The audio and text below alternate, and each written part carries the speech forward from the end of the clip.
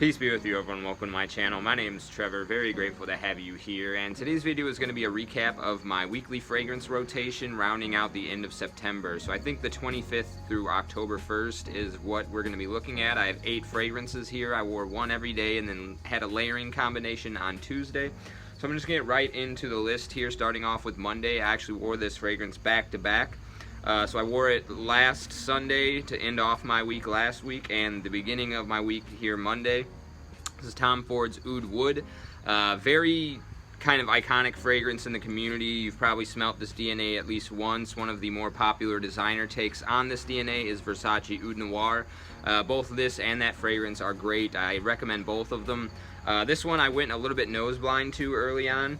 I thought its performance was pretty poor. I thought I was only getting about 3 hours out of it, but I went to go put my clothes on the following day on Tuesday, and I could still smell this very heavily on my clothes.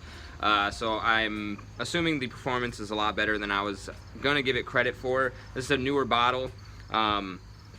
Picked it up for just under $200, I think, which was one of the reasons I pulled the trigger. That's a really good deal for the 100 mLs on this one. But this is just an absolutely stunning, classy, smooth wood. Not very oudy in a barnyard or skanky kind of sense. Just has a nice rugged textural feel to it that some of that Western oud tends to have. All in all, I'm very happy with this fragrance. I'm going to be looking forward to doing a little bit of a comparison video between this and Oud Noir from Versace coming up after I get a little bit more experience with the two of them.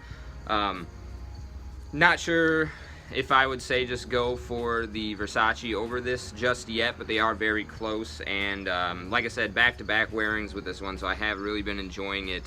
Definitely a staple for the fall time. This is Oud Wood from Tom Ford. Okay, so Tuesday was my layering combination, nothing too crazy. No secret formulas here today in this fragrance weekly rotation review. I simply layered Dolce&Gabbana's Eau de Toilette and Dolce&Gabbana Eau de Parfum for Tuesday. It was pretty warm out. I'd been hankering to wear this one though, because I'd been somewhat longing for the cooler weather. And this one is just a staple of mine in that hot September heat. Really pops off my skin a little bit better with the sunshine beating down on it. So I went with both of these. The scent profile maintained its nice ginger amber tobacco scent profile throughout the duration of the wear. Got a good 6 hours out of this layering combination. No compliments, but heavily enjoyable wearing experience for Tuesday. That was Dolce&Gabbana's both the Eau de Toilette and the Eau de Parfum.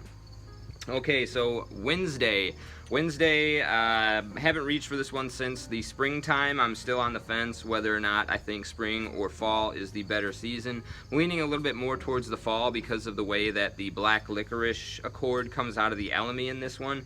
But this is Sauvage Parfum from Dior. This is the 2017 version. A little bit lighter, a little bit heavier on the citrus than the 2012 version. Absolutely stunning barbershop composition from Dior though.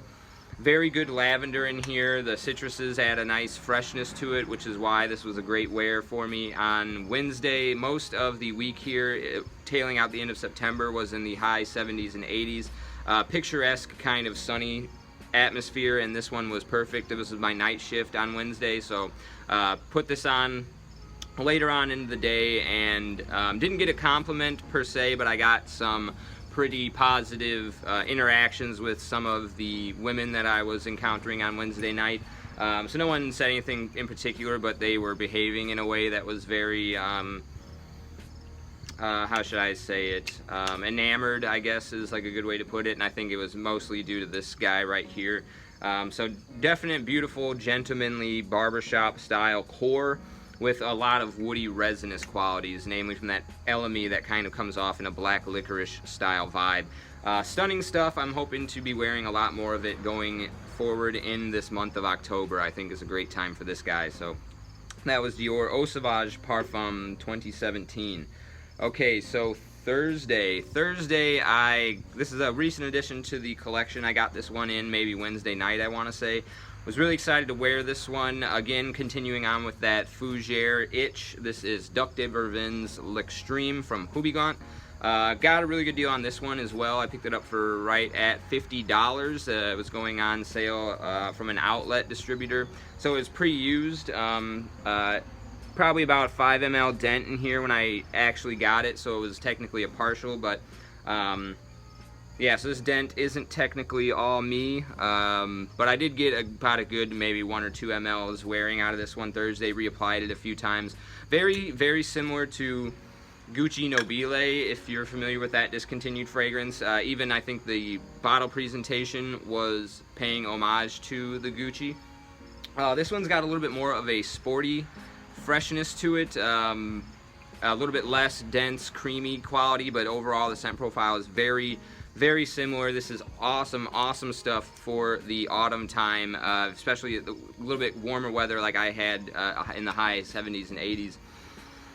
Stunning, stunning composition, very outdoorsy green with a beautiful barbershop lavender, a little bit more light and floral and herbal than in something like this where it's a lot more dense and creamy, but absolutely beautiful, gentlemanly, grown-up man's cologne for the autumn time. Great for the spring as well, but I think the outdoorsy qualities in this one lend itself a little bit more to that sort of nature hike that you might be doing in the autumn time. The autumn stroll on the nature paths with the changing leaf colors. This is going to be a great companion for that event. Okay, so that was Thursday. Friday I like to wear niche fragrances. Started off a little bit cooler Friday morning. It was actually raining pretty heavily. Clouds broke and we got the high temperatures again by the later afternoon, but I go in early at like 9 a.m. on Fridays. So I rocked this one right here, Sultan Vetiver from Nishane. Went on really nice and appropriately for the cooler weather with the sort of medicinal woods that this has in the opening, or like the woody qualities from the 4 different kinds of vetiver. So this opens up and it reminds me of like when you walk into a gymnasium, maybe like at your high school or something like that, or like a rolling rink that's just been freshly waxed and you just have that waxy wood feel, like a basketball court that's been freshly cleaned. That's kind of the vibe that I get off of this. A very shiny kind of wood scent, like very smooth in that sense. Like I said, like you just got done waxing a high school gymnasium. That shiny wood quality is what I really get off of the opening here. But then it dries down into this kind of powdery amber style fragrance. There's some black pepper and some sweet ambery kind of touches in here in the dry down that really develops as the wearing experience goes on. It becomes a lot less medicinal. I enjoy the whole duration of the wearing experience, from the medicinal shiny waxy wood all the way into that powdery black pepper ambery dry down. Stunning, stunning composition. One of my favorites for the autumn time. Not a compliment getter or a mass appealing fragrance, but if you love vetiver, this is an absolute must try, because this is one of the, it's probably the best vetiver I have for the autumn season, I would say, in my collection. So that was Nishane Sultan Vetiver for Friday. Okay, Saturday. This was the warmest day of the week. I think we were touching the low 80s, and this is my favorite hot weather autumn fragrance in my collection. This is Leather Jardin from Zara. Sadly discontinued. I think you can still buy these from the Canadian website though. Excellent cheapie if you can get it in Canada. I think the Canadian versions have a nice kind of leather strap on the front side of it too, so a little bit better presentation in my opinion, if you can still get this. But this is just a kind of like a 1960s homage to a chypre, with some really beautiful citrus, florals, and leather. So this reminds me of like a brown leather that you would see oftentimes around in the 60s aesthetic, whether from suitcases or just some of the shoes and attire that they had going on at that time. This just feels very classy, put together, gentlemanly, and a transplantation of a classic DNA into a modern take on it, I would say. It is very much a modern fragrance, even though it harkens definitively to that old school 60s chypre. It's just done so incredibly well. This was probably one of my favorite wearing experiences of the week. It just performs so well in that high heat, but keeps to that autumnal essence with that leather in there. Just so beautiful. Joe Malone, I think, was a perfumer, really knocked it out of the park with this one. This is my second Zara fragrance that I've ever owned, and I'm really looking forward to exploring more from the house going forward because of this stunning composition here. Highly recommend hunting that one down. Wouldn't pay more than $100 for it, but anything less than that I think is worth it. And then Saturday was October 1st, and I reined it in the same way that I reined in September 1st with this fragrance right here, Amouage Jubilation XXV. So it was still, like I said, pretty warm. We were in the high 70s by Sunday. And this one is, again, much like the leather Jardin, something that I absolutely adore wearing in the high heat in the autumn.